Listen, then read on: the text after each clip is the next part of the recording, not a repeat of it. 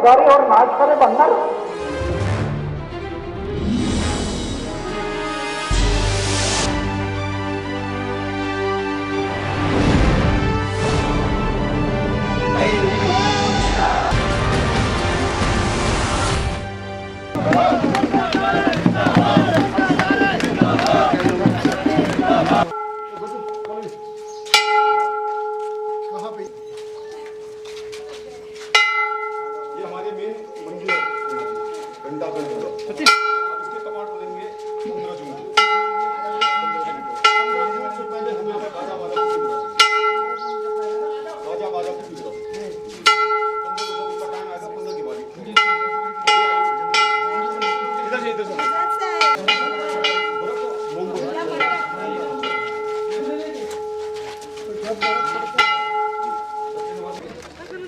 तारी तो लो कैमरे खेला थी भाई पीछे कैमरे खेलना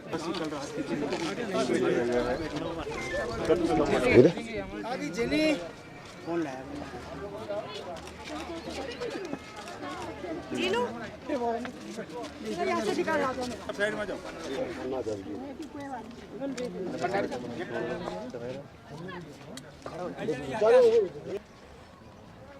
हम समस्त ग्रामवासी आपका हार्दिक अभिनंदन करते हैं, स्वागत करते हैं। श्रीमान, हमें यहाँ आए हुए मात्र अभी 1 हफ्ता का समय हुआ है। मैं आपको अवगत कराना चाहता हूँ कि हमारे ग्राम के जितने भी पुरुष वर्ग हैं या हमारे यहाँ पर विशेषतर पहाड़ों में महिलाएं ज़्यादा काम करते हैं। और इस समय आप देख रहे होंगे पूरे ये पल्ले परत हमारा सारे खेती है। इस बार इसमें हम आलू उगाते हैं और सारे लोग इस समय हमारे कोई हल चला रहे हैं, कोई खेतों में हमारे महिलाएं हैं। इसलिए मैं क्षमा चाहता हूं कि हमारे यहाँ पर जो जन समूह इकट्ठा होना था वो नहीं हो पाया। इसके लिए मैं क्षमा प्रार्थी माना ग्राम के तरफ से आपका पुनः हार्दिक अभिनंदन करता हूँ, स्वागत करता हूँ। देते हैं कि आप हिंदुस्तान के आखिरी गांव में रहते हैं और एक चीज़ का पता चला कि इस गांव का नाम माना नहीं माणा है। हर जगह सरकार ने मील के पत्थरों पे माना लिखवा रखा है ना। आप यहाँ पर हैं और आप भी भ्रष्टाचार के उतने ही खिलाफ हैं। कंडारी जी ने के भाषा से पता चला आप भी उतने ही परेशान हैं जितना देश के बाकी लोग। मेरी प्रार्थना है कि आप अपने गांव में किसी एक जगह पर एक बोर्ड ज़रूर लगवाइए, क्योंकि यहाँ पर देश के ज़्यादातर वो लोग आते हैं जो भ्रष्टाचार में लिप्त रहते हैं, देखने के ही बहाने आते हों। आप लिखिए माना गांव व्यवस्था परिवर्तन के लिए अन्ना हजारे के साथ है। सिर्फ ये 4 लाइन लिख करके कहीं टांग दीजिए और कुछ किसी से कहने की ज़रूरत ही नहीं, उसको मैसेज मिल जाएगा। अब अन्ना जी आपसे बोलें और हिंदुस्तान के भारत के आखिरी गांव में आकर उनको कैसा लग रहा है ये आपको बताएं।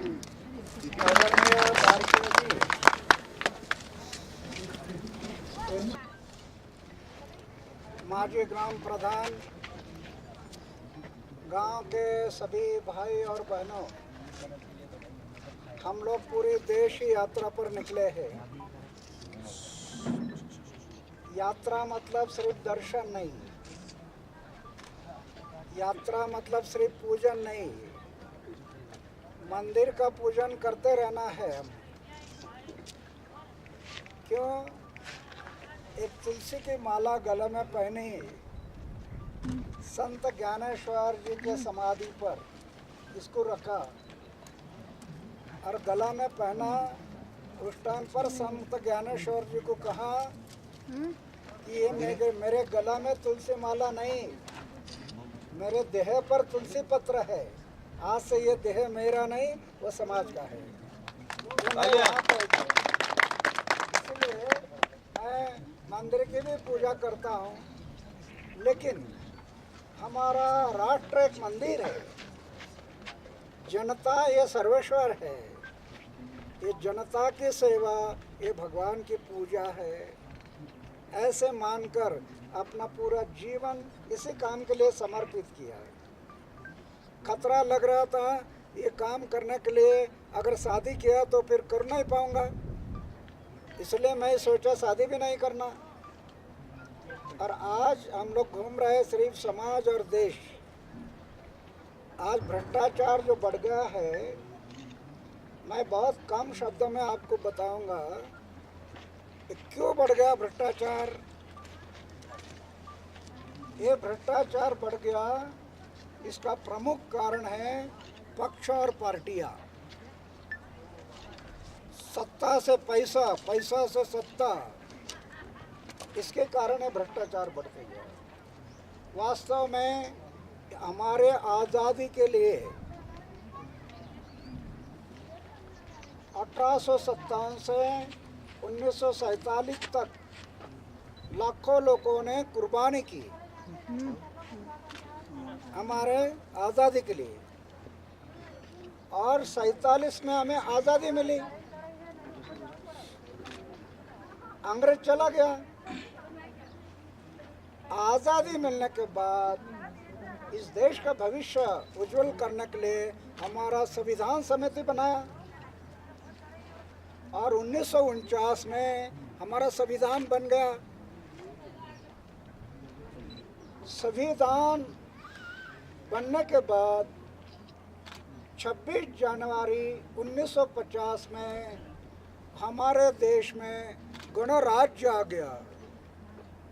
26 जनवरी 1950 प्रजातंत्र, गणराज्य, लोकशाही। लेकिन 26 जनवरी 1950 में गणराज्य जो आना है, उसके पहले संविधान, ये संविधान क्या कह रहा था? संविधान ये कह रहा है कि समूह ने इलेक्शन नहीं लड़ाना। गणराज्य में जनता ने अपना इंडिविजुअल प्रतिनिधि को सिलेक्शन करना, या कोई चारित्रशील उम्मीदवार खड़ा है तो जनता ने सपोर्ट करके उसको संसद में भेजना, ये संकल्पना थी। आज भी है संविधान में। आप संविधान खोलकर देखिए, संविधान में समूह को परमिशन नहीं है। लेकिन हमारे गणराज्य पर एक पक्षार पार्टी राज्य का अतिक्रमण हुआ,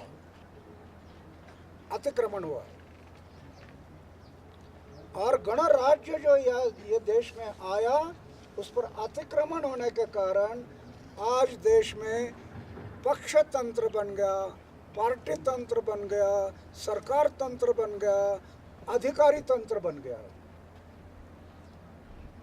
गणराज्य कहाँ है? जनतंत्र कहाँ है आज? जनतंत्र का मतलब जनता ने जनता के लिए जन सहभाग से चला हुआ तंत्र, वो है जनतंत्र। तो वो आज कहाँ है? आज नहीं रहा। क्यों? पक्षार पार्टी तंत्र ने ये जनतंत्र पर अतिक्रमण किया और जनतंत्र को नेस्त नाबूद कर दिया। हम घूम रहे, वो इसलिए घूम रहे। विधान हमें कह रहा है कि समूह ने इलेक्शन नहीं लड़ाना। फिर महात्मा गांधी ने कहा था कांग्रेस पक्ष बर्खास्त करो। क्यों? गणराज्य आ गया ना, अभी पक्ष और पार्टी चलेगा। लेकिन अतिक्रमण हुआ और पक्ष और पार्टी तंत्र ने अतिक्रमण किया। इलेक्शन लड़ा 1952 में और सत्ता में आ गए। फिर और भी पक्ष निकल गए और पक्ष और पार्टी ने हमारे जनतंत्र को नेस्त नाबूद कर दिया। ये अन्ना हजारे इसको नहीं बदलेगा। अन्ना हजारे सिर्फ आपको गाइड करेगा।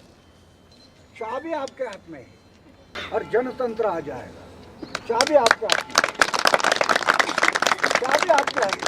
बड़ा अच्छा लगा, हमारे माजी ग्राम प्रमुख इन्होंने कहा हम आपके साथ में हैं। मुझे बड़ा अच्छा लगा। एक गांव का, देश का आखिरी गांव है, वहाँ पर उन्होंने हमें आश्वासन दिया या हमें सपोर्ट किया। मैं मानता हूँ कि पूरा देश अभी हमारे साथ में खड़ा हो जाएगा।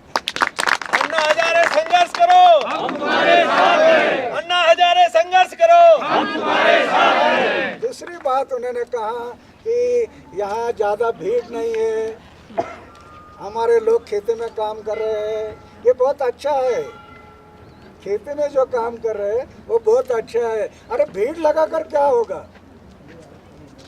हमारे देश में हम इतना भीड़ लगा, इलेक्शन आने के बाद इतने बड़े बड़े ग्राउंड, ट्रक में लोगों को बिठाया, 200 रुपये डेली उनका रोजाना दिया, खाने के लिए भोजन दिया, ट्रक में बिठाया और भीड़ लगाया।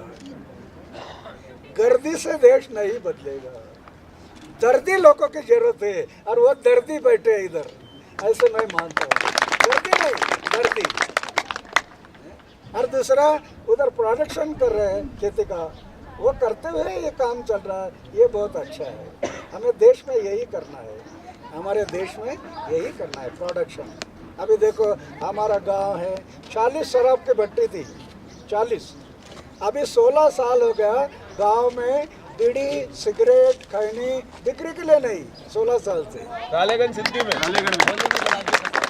सब जल बिक्री के लिए नहीं। अकाल पीड़ित गांव है, वर्षा नहीं है, पीने के लिए पानी नहीं, सिर्फ वर्षा का पानी का बूंद न बूंद के रोका, रिचार्जिंग किया। और जिस गांव में एक फसल के लिए 300 एकड़ में एक फसल के लिए पानी नहीं मिलता था, आज 1500 एकड़ जमीन में 2 फसल के लिए पानी दे रहे हैं। तो मेरा कहने का मतलब है एक गांव को बनाना बहुत जरूरी है। महात्मा गांधी सोचते थे देश बनाना तो पहले गांव बनाना। तो एक तरफ गांव बनाना और दूसरा भ्रष्टाचार को ब्रेक लगाना, बस ये दोनों काम किया ना तो ये देश आगे बढ़ेगा। आपने बद्रीनाथ जी के दर्शन किए, इस क्या मनौती मांगी आपने देश के लिए? मैं बद्री विशाल जी का दर्शन किया। पहले तो एक बात माना कि किसी का भी दुख मेरे दृष्टि के सामने मत आने दे, सब जनता सुखी हो। दूसरा मांग ये माना भ्रष्ट लोगों को सद्बुद्धि दे, ये भ्रष्ट लोगों ने हमारा देश बर्बाद कर दिया, इनको सद्बुद्धि दे। और तीसरी एक बात ये माना कि मैंने सुना है कि राहुल गांधी जल्दी ही विशाल बद्रीनाथ जी का दर्शन के लिए आने वाले हैं। तो बद्रीनाथ जी को मैं वो भी विनती किया कि वो आपके दर्शन में आने वाले हैं, तो उनको सद्बुद्धि दे, जनलोकपाल जल्दी से जल्दी लाए, right to reject, right to recall, ऐसे कानून जल्दी से जल्दी लाए, क्योंकि आपके हाथ में बड़ी जिम्मेदारी है। ये सद्बुद्धि उनको दे ताकि इस देश का भविष्य बदल जाए। ये हमें बद्रीजा विशाल जी को मांगी है। देश के अंतिम गांव में आप हैं, देश के अंतिम गांव में हैं आप अभी, तो यहाँ से क्या संदेश देना चाहते हैं देश के लिए? नहीं, यहाँ से मैं एक संदेश देना चाहता हूँ। मैं अब घूम रहा हूँ, पंजाब, हरियाणा, राजस्थान, उत्तर प्रदेश और अभी उत्तराखंड में आए हैं। हर आदमी भ्रष्टाचार से बड़ा बाज आ गया है। भ्रष्टाचार के कारण उसको अपना जीवन जीना मुश्किल हो रहा है। ये क्यों हुआ? तो हमारे देश में 26 जनवरी 1950 में गणराज्य आ गया और तब से हम बोल रहे हैं कि हमारे देश में गणराज्य आ गया, लेकिन सही गणराज्य आया नहीं। गणराज्य पर पक्ष और पार्टी तंत्र ने उसमें गणराज्य को बर्खास्त किया। तो मेरी विनती यही रहेगी जनता को, फिर से हमें वो गणराज्य लाना है, देश में वो गणराज्य लाना है, वो जनतंत्र लाना है, वो लोकशाही लानी है। लोगों ने लोगों के लिए लोक सहभाग से चला हुई शाही, आज पक्षशाही है, पार्टीशाही है, सरकारशाही है, अधिकारीशाही है, लोकशाही नहीं है। तो मैं जनता से विनती करता हूँ, हम कसम खा लो भारत माँ की, कसम खा लो भगत सिंह सुखदेव राजगुरु के बलिदान की और प्रतिज्ञा करो कि आगे आने वाले कोई भी इलेक्शन में मैं पक्ष और पार्टी का उम्मीदवार, गुंडा, भ्रष्ट, व्यभिचारी ऐसे उम्मीदवार इनको वोटिंग नहीं करूंगा। मैं अपना उम्मीदवार खड़ा करूंगा या चारित्रशील उम्मीदवार खड़ा है उसको हम वोटिंग करके आगे भेजेंगे। इतना ही मेरी विनती है जनता के लिए। अगर ये आ गया तो हमारे देश में सही गणराज्य आ जाएगा और ये पक्ष पार्टी तंत्र खत्म हो जाएगा। इसलिए जनता को मेरी विनती है कि जनता ने सोचना है कि आज ये प्रतिज्ञा करो कि मैं पक्ष और पार्टी तंत्र को मेरा वोटिंग नहीं करूंगा, चारित्रशील लोगों को भेजूंगा। Thank you. अन्ना हजारे जिंदाबाद। भारत माता की जय। भारत माता की जय। भारत माता की जय।